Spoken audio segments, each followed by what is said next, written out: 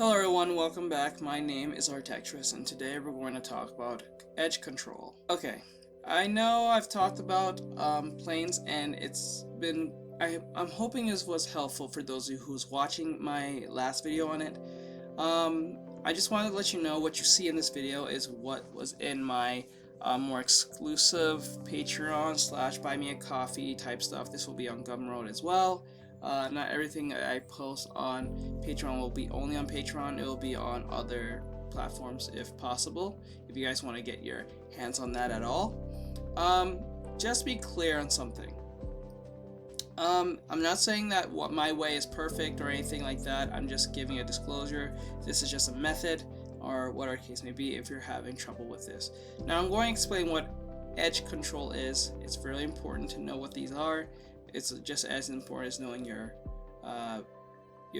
plates, or at least yeah, I think it's plates. Is plates? No, your planes. Your it's good to know about your surface planes by that chance. So yeah. All right. So what we're gonna learn is something called edge control. There's something called hard edges, and there's something called soft edges. Hard edges is basically like what I'm doing here with this squarish misshapen shape here. It's hard, it's not it's easy to read, unlike the soft edge. Soft edge is more soft, blendy, it's a lot more blurrier within that self, so keep that in mind. Now hard edges is mostly where hard surfaces or hard angles come from, like a square, a triangle, I guess an octagon. Anything with a literal hard wall, or anything that looks like a hard wall.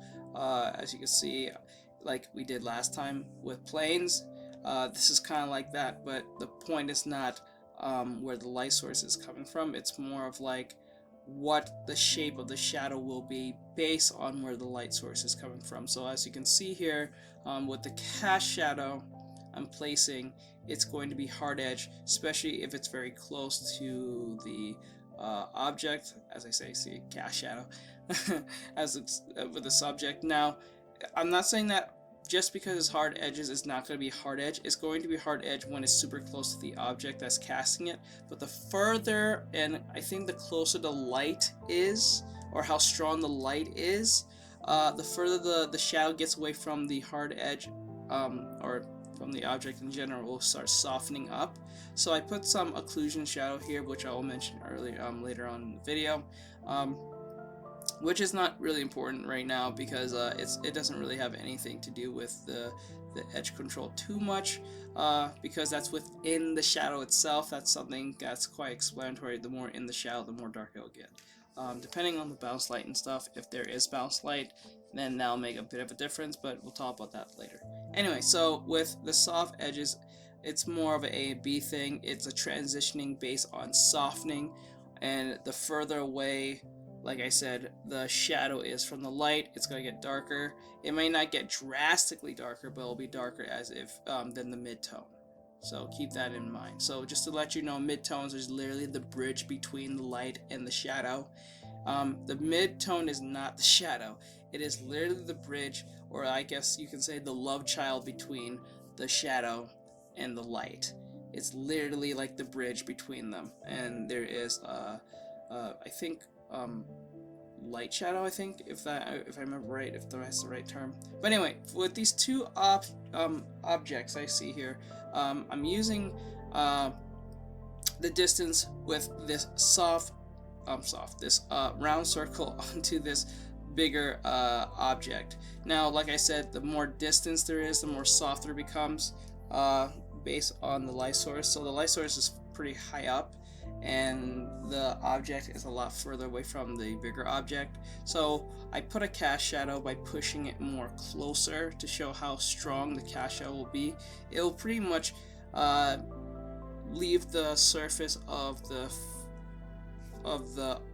previous object that's at the bottom more overcast than the one that is casting it, based on closeness. But the problem is, the more closer they become, this is where, like I said earlier, occlusion comes in, because when two objects are too close together, they can make a black void called the occlusion shadow, which I'll do at the bottom here. Again, usually this occurs at the bottom of object's surface when it's already engulfed in the shadow. Keep that in mind. So like I said, the object that's closest to the floor will be making an occlusion shadow because there are two objects next to each other. I also put some bounce light into the shadow to give it more of a realistic look. Remember, the bounce light comes from both the object and the object next to it, but it shouldn't be that strong. I'm not going to be honest with you. I'm going to be honest with you that the color should have been a lot less noticeable in this situation.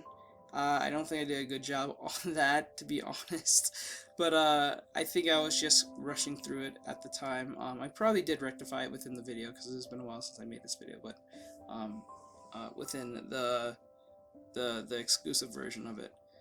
So you can see the differentiation between both edges and soft edges within the situation, so keep that in mind. Now I made this glove to show the application I'm talking about hard edges and soft edges within the strategy, and I'm just gonna let everyone know you don't have to do it the way I'm doing it. There's no wrong way of doing art. There's always different ways, and people just have, you know, different strokes, you know, for all different type of folks. So I'm just letting you that know. So what I do is I do a hard shape or a hard shadow cell shading type thing where I just go with hard shapes first, and then I do soft shade blending / soft edges after the fact. The reason is because when you try to do both, you can kind of get lost in the sauce of things real easily, especially if you're not really sure where the light source is coming from. Mine is coming from the front. I'm like the front of the glove, top front of the glove. So I'm trying to keep in mind of the light source. The more you are aware where the light source is, the easier you'll know where the shadows will be. And then, like I said before in the last video, if you know where your planes are, it makes it even more easier just as much. So I suggest watch the plane videos first, or planes, yeah, the planes videos first, and then come to this because it'll make sense when you apply these applications onto your objects, characters, or whatever it may be. So always keep that in mind in any of the sort, okay? So yeah, the next thing I would like to say is that when you're doing the soft shadows, don't do every place soft, because what will happen, you'll have that I use the soft brush situation. Be very mindful when you're using it, because it could lead to a situation where it looks too amateur-like.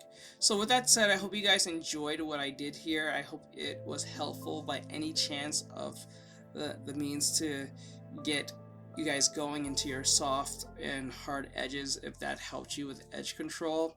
If it wasn't helpful, please let me know. I understand that not everything is going to be explained perfectly. I'm gonna try my best, and I try to keep out the gags and stuff like my previous videos. I'm trying to keep it directly on the subject at hand.